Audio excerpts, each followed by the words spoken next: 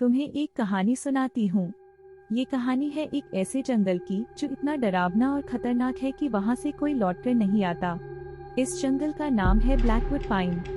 कई सालों से वहाँ लोग गायब हो रहे हैं। कोई कहता है कि वहाँ कोई जंगली जानवर है तो कोई कहता है कि वह जंगल शापित है। और इसी जंगल से जुड़ी है मिया की कहानी।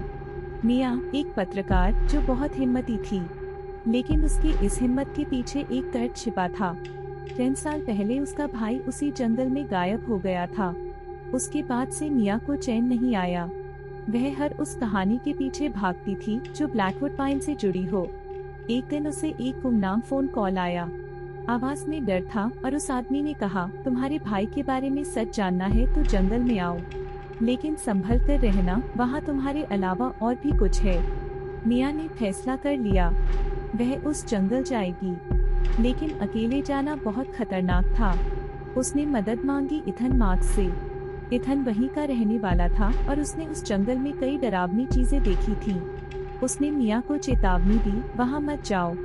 मैंने अपनी आंखों से उस जंगल में छायाओं को चलते हुए देखा है। वो सिर्फ देखते नहीं, तुम्हें बुलाते हैं। लेकिन मिया नहीं मानी। अगली सुबह वे दोनों जंगल में पहुँचे। जैसे ही वे अंदर गए, मिया को अजीब सा महसूस हुआ। वहाँ सब कुछ बेहद शांत था। ना पक्षियों की आवाज, ना पत्तों की सरसराहट, बस सन्नाटा। थोड़ी देर चलते चलते उन्होंने एक पुराना फटा हुआ तंबू देखा। उसके अंदर एक डायरी पड़ी थी। डायरी में लिखा था, अगर तुम ये पढ़ रहे हो तो यहाँ से भाग जाओ। ये छायाएं तुम्हें मार डालेंगी। वे तुम्हारी आवाज में बात करती हैं। वे तुम्हें वही दिखाती हैं जो तुम देखना चाहते हो। मिया और इथन के रोंगटे खड़े हो गए, लेकिन मिया ने हार नहीं मानी। जैसे जैसे अंधेरा होने लगा, जंगल और डरावना हो गया। अचानक इथन रुक गया। उसकी आंखें चौड़ी हो गईं। उसने कहा, मुझे मेरी माँ की आवाज सुनाई दे रही है। वो मुझे बुला रही हैं। मिया समझ गई कि डायरी में जो लिखा था वो सच है। उसने इथन को खींचकर वहाँ से चलने के लिए कहा, लेकिन इससे पहले कि वे ज्यादा दूर जा पाते, उनके चारों ओर छायाएं उभरने लगी। लंबी डरावनी आकृतियां जिनकी लाल चमकती हुई आंखें थीं। ये छायाएं ना इंसान थीं, ना जानवर, और इनकी आवाजें, वो ऐसा लगता था जैसे कोई तुम्हारे दिमाग के अंदर बोल रहा हो। भागते भागते वे जंगल के बीच में एक गुप्त दरवाजा खोजने में सफल हुए। वह एक पुरानी भूमिगत प्रयोगशाला का रास्ता था। अंदर सब कुछ धूल और जंग लगा हुआ था, लेकिन एक कोने में पुरानी वीडियो टेप्स पड़ी थीं। एक वीडियो में डॉक्टर लीला ग्रेव्स नाम की एक औरत थी। उसने कैमरे में कहा, मैंने कुछ ऐसा बना दिया है जो इंसान के लिए नहीं है। मैंने दूसरी दुनिया से संपर्क किया और वे यहाँ आ गए। अब वे कभी वापस नहीं जाएंगे। मिया को समझ में आ गया कि ये छायाएं डॉक्टर ग्रेव्स के प्रयोगों का परिणाम थी।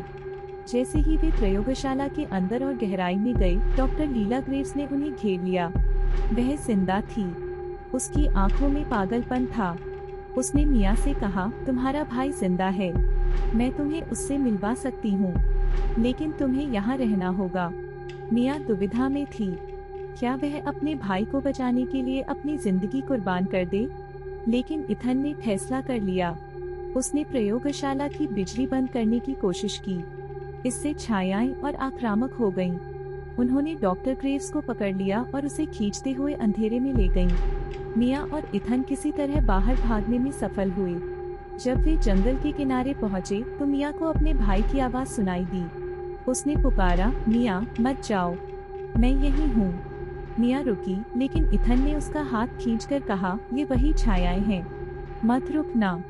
जैसे ही वे जंगल के बाहर निकले, मिया ने पीछे मुड़कर देखा। कोहरे में लाल आंखें चमक रही थीं। वे उन्हें जाते हुए देख रही थीं।